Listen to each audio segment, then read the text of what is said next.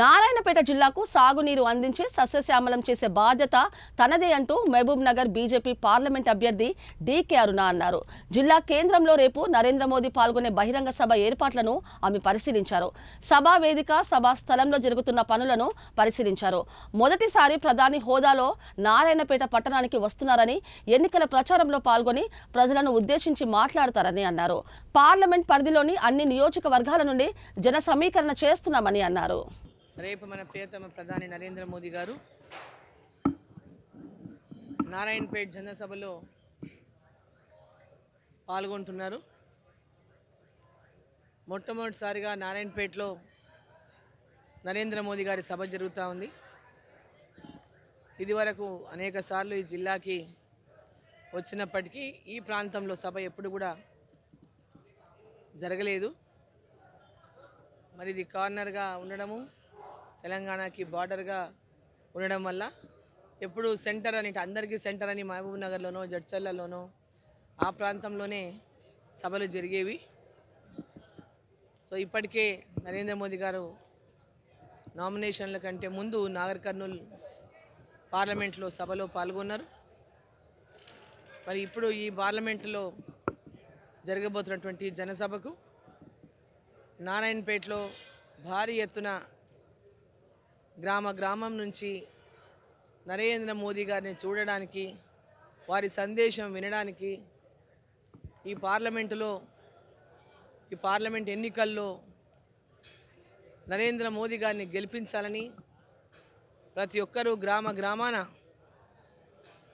మేము గ్రామంకి వెళ్ళినప్పుడు తండోపతండాలుగా జనాలు వాళ్ళంతకు వాలంటరీగా పెద్ద ఎత్తున సభలో పాల్గొంటూ నరేంద్ర మోదీ గారికి ఈసారి మేము ఓటు వేస్తామని చెప్పడం.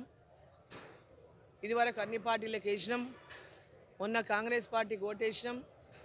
ఈ ఎన్నికల్లో నరేంద్ర మోదీ గారిని మళ్ళీ ప్రధానమంత్రి చేస్తాం, వారే ప్రధానమంత్రిగా ఉండాలి, ఈ దేశం బాగుండాలి, ఈ దేశంలో ప్రజలు బాగుండాలి, ఈ దేశం అభివృద్ధి చెందాలి అంటే నరేంద్ర మోదీ లాంటి నాయకుడు ఈ దేశానికి అవసరం, నరేంద్ర మోదీ గారు మాకు అవసరమని ప్రజల లోపల పెద్ద ఎత్తున భావన ఎక్కడికి పోయినా మేము చూస్తూ ఉన్నాం. మరి ఈ యొక్క సభ రేపు మధ్యాహ్నం 1 గంటకు జరగబోతున్నటువంటి ఈ యొక్క సభలో గ్రామం నుంచి ముఖ్యంగా మక్తల్, నారాయణపేట్, కొడంగల్, దేవరకద్రా, అదేవిధంగా మహబూబ్ నగర్, జడ్చర్ల, షాద్ నగర్ నుంచి ఈ పార్లమెంట్ సెగ్మెంట్ నుంచి పెద్ద ఎత్తున ప్రజలు, కార్యకర్తలు నరేంద్ర మోదీ గారి యొక్క సందేశం వినడానికి కోసం ఎదురు చూస్తూ ఉన్నారు. యాక్చువల్లీ 4th ఫస్ట్ వస్తుంది అనుకున్నాం ప్రోగ్రామ్, కానీ 3rd, 4th మరి వేరే ప్రాంతంలో ఉండడం వల్ల మరి రేపటికి మనకు ఈ యొక్క తెలంగాణకి మనకి ఇక్కడ సమయం ఇచ్చినారు. సరే ఇక ఈరోజు మరి అన్ని గ్రామాల్లో కూడా నరేంద్ర మోదీ గారు వస్తున్నటువంటి విషయం గ్రామానికి కూడా మీడియా ద్వారా కానీ, సోషల్ మీడియా ద్వారా కానీ పెద్ద ఎత్తున గ్రామాల్లో ప్రజలకు సమాచారం తెలవడంతో రేపటికి రావడానికి పెద్ద ఎత్తున గ్రామాల నుంచి ప్రజలు ప్రిపేర్ అవుతున్నారు ఈ సభలో పాల్గొనడానికి. ఈ సభను మరి పాల్గొని విజయవంతం చేయాలని ప్రజల్ని సందర్భంగా కోరుతా ఉన్నా. ఈ ప్రాంతంలో ఇది ఫస్ట్ టైం ఈ అవకాశం. నరేంద్ర మోదీ గారు మన దగ్గరికి వస్తున్నారు, మనందరికీ కూడా సందేశం ఇవ్వడానికి, మనల్ని కలుసుకోవడానికి. కాబట్టి గ్రామాల నుంచి ప్రజలు పెద్ద ఎత్తున తరలి వచ్చి నరేంద్ర మోదీ గారిని ఆశీర్వదించాలని,